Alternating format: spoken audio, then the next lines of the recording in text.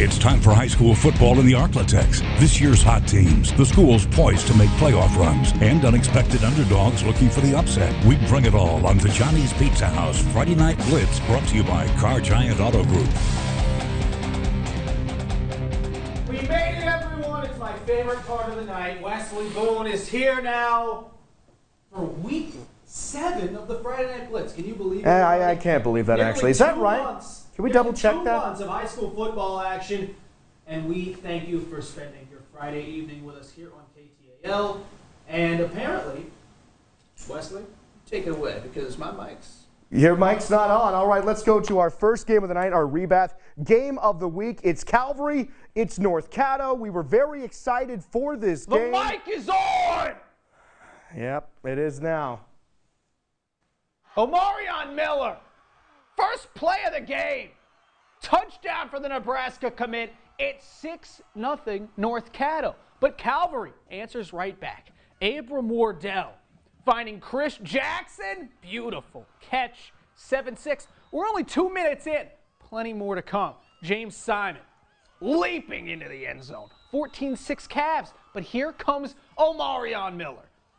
Playing quarterback tonight, taking the direct snap. He's in to make it 14-12. We're going to go back and forth all night, right? No. Calvary takes over from there. Wardell, he doesn't run often, but when he does, good things happen. Touchdown to make it 28-12. It was 35-12 at the half, and Calvary just does what they do. They pull away. 56-26. Huge win for the Cavs. Our Sam Rothman has more from Vivian. Coming into this 2A showdown, the matchup everybody wanted to see was North Caddo's offensive weapons going up against Calvary's stiff defense. And we saw one of those weapons on the very first play as wide receiver Omarion Miller took it 60 yards for the opening touchdown. But after that, it was actually all the Calvary's offense as they pick up the 56-26 win. Our guys know we can score.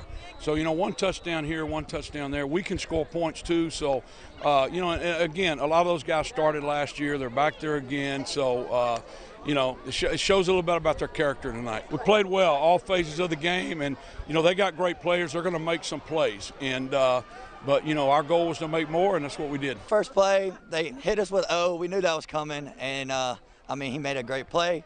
But rest of it, I think we dominated like normal. It was a big statement game for us because we had 2 losses early, and this was our district championship. I just thought we just stuck to the game plan and played up lights out. Our whole goal is the playoffs, and these are just tune-up games for that. And we got better. We've gotten better every week, and we got better tonight. And now North Caddo came into this one ranked higher than Calvary, and the Cavs said that put a little chip on their shoulder. They said they had something to prove, and well, I think they proved it tonight. Reporting here in Vivian, I'm Sam Rothman. We'll talk more about that game later. Now let's go to Lee Hedges, homecoming for Bird. No Lake Lambert tonight for the Yellow Jackets, no problem early. J.D. Gallman finding Dixon Poirier on the first drive of the game. That's good for a first down. The Yellow Jackets strike first. Few plays later, Devin Strickland, he's in for 6. And John, Bird looks okay. Following the script. Everything looked fine, but here comes Houghton. Colin Raines scanning downfield, scrambles to his right, finds Rashard Douglas for a nice gain. And John, we're seeing that more from Colin this year. The scrambling, but keeping his eyes downfield. He's such an improved passer. This is Brooks Brose sacking Raines. That sets up this Carter Ebarb field goal. Whoever filmed this is very talented. Taking down Bird tonight, the Bucks.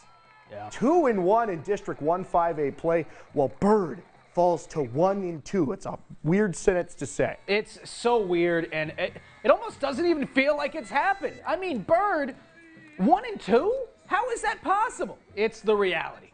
Let's move to 1 Foray, where Evangel, after their win over Woodlawn, is looking to move to 2-0 in the district, taking on Austin Brown's Northwood Falcons. And it's looking like Evangel's pulling the upset. They're up 17-0 in the second quarter until Mason Welch finds Desmond Harris.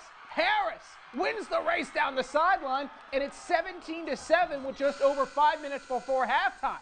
On the ensuing Eagle drive, that's not good. Snap rolls through the back of the end zone. Northwood defense, help me out. Safety. 17-9. Now, time winding down in the first half. Welch in trouble. Sacked by Gabriel Relaford. So that leaves just one play left in the half for Northwood. But who else to save the day than Superman himself? Marjavius Moss with the touchdown. Northwood, they just find a way. Win. Wow. All year they've done it. 21-20. They get a big win from behind over Evangel. John, let's stay in this district. North DeSoto trying to remain perfect, taking on Woodlawn. That's Cedric Harris and the Woodlawn Knights. And there's some Griffins. John, these Griffins, man. They put teams away They early. put teams away. Luke Delafield to Cole Corey.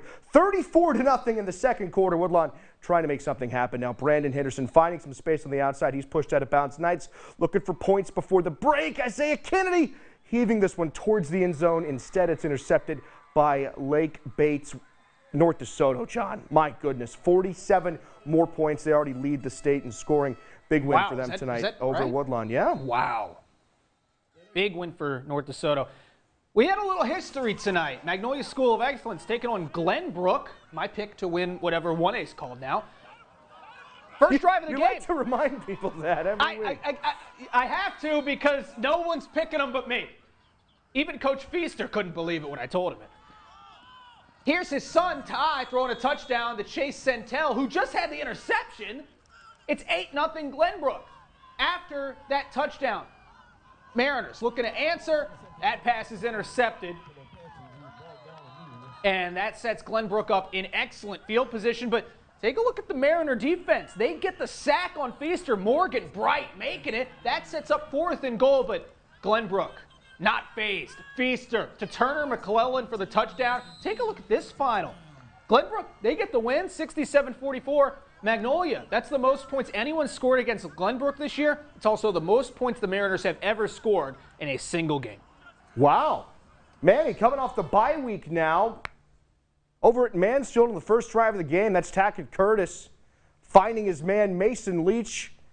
And Manny, every single week, John, they've proven and passed every single test. Yep. That's Tylen Singleton there, 98 yards. Tackled right at the goal line. Jamarlin Garner now takes the toss in for a 2-yard score.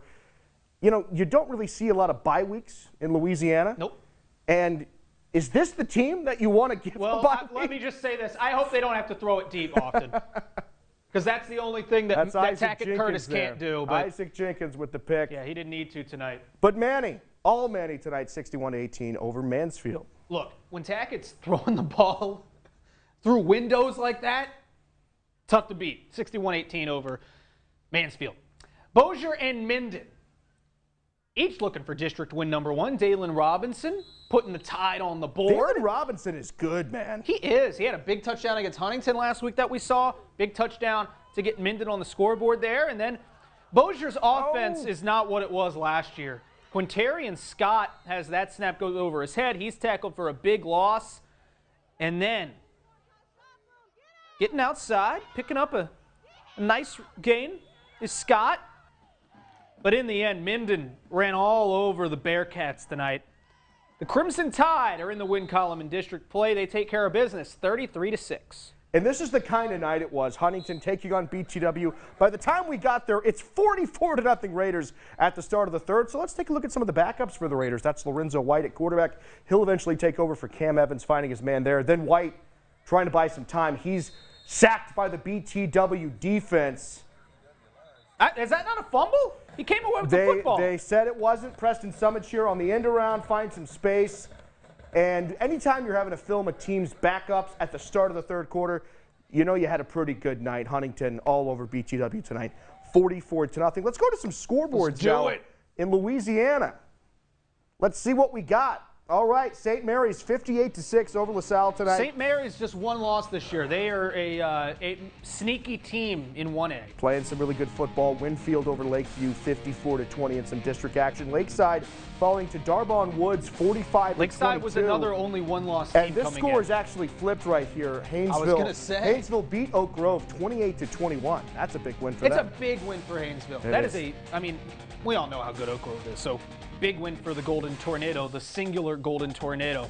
Rose Pine, a bit of an upset, I think, over Logansport. Logansport falls to 5-2 now, 42-22, and then Homer just keeps winning, 68-0 over Plain Dealer. And that's what we got for you. More Friday Night Blitz after this.